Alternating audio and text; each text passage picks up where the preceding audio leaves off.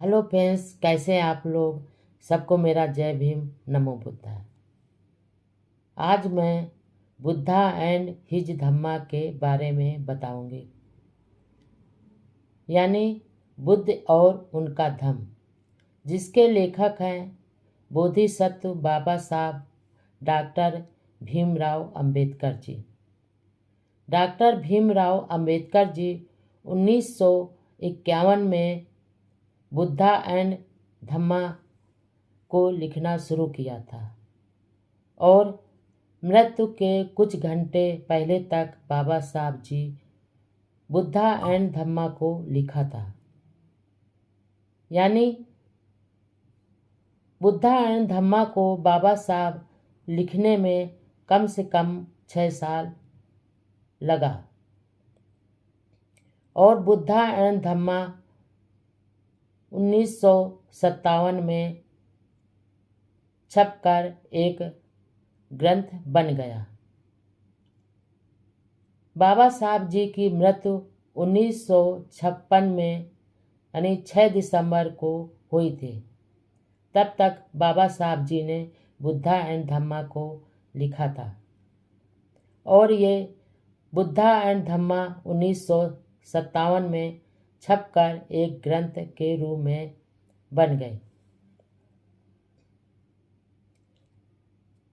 ये किताब एक किताब नहीं है, यानी बुद्ध का एक धम्म है। जो एक बार पढ़ता है वो बार बार बुद्धा एंड धम्मा को पढ़ता है। बाबा साहब जी ने बुद्धा एंड धम्मा को बहुत ही सरल भाषा में लिखा है, जिसको हर कोई पढ़ सकता है।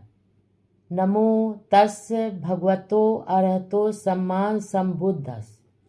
पहला खंड, सिद्धार्थ गौतम बोधिसत्व से बुद्ध कैसे बने, जन्म से प्रवज्जा तक। नंबर 1,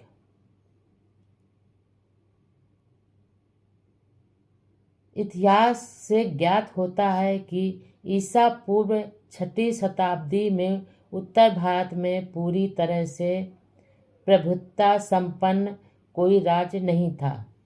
नंबर 2, देश अनेक छोटे बड़े राज्यों में बटा हुआ था।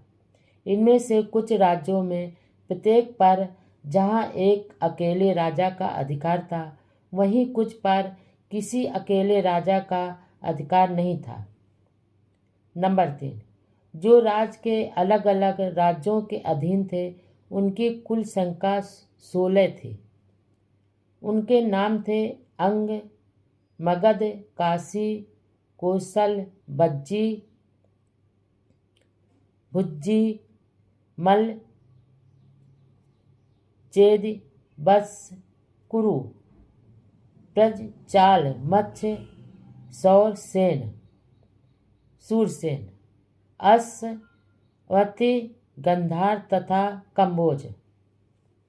नंबर 4, जिन राज्यों पर किसी एक राजा का आधिपत्य नहीं था, वे थे कपिलवस्तु के शाक, पावा तथा कुशीनारा के मल, वैशाली के लिच्छवी, मिथिला के विदेह राज,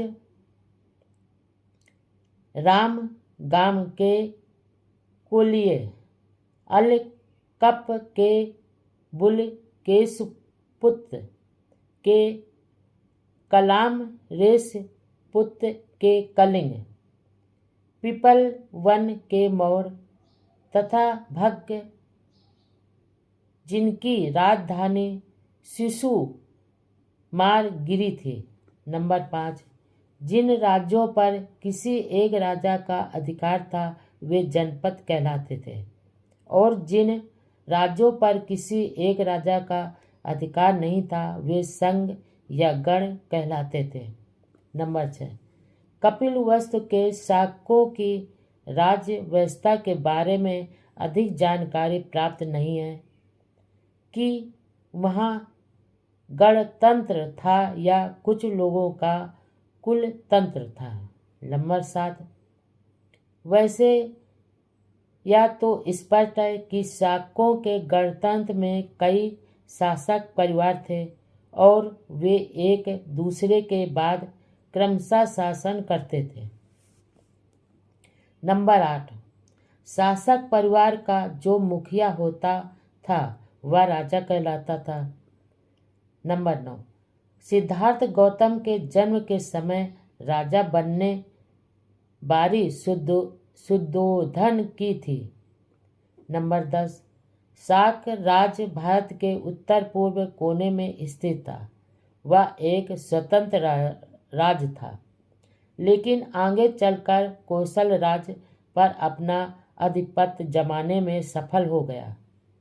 नंबर 11, इसका परिणाम यह हुआ कि कौशल राज्य की स्वीकृति के बिना शाक राज्य के लिए अपने कुछ राजकीय अधिकारों का उपयोग असंभव हो गया था।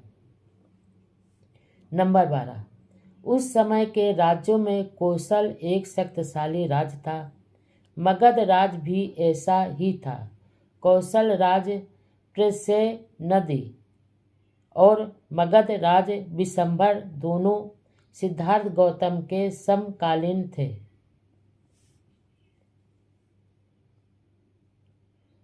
नंबर 2, सिद्धार्थ के पूर्वज। नंबर 1, शाकों की राजधानी का नाम कपिलवस्तु पाली बराबर कपिलवस्तु था। संभव है यह नाम महान बुद्धिवादी मुनि कपिल के ही नाम पर पड़ा हो। कपिलवस्तु में जयसेन नाम का एक शाक रहता था।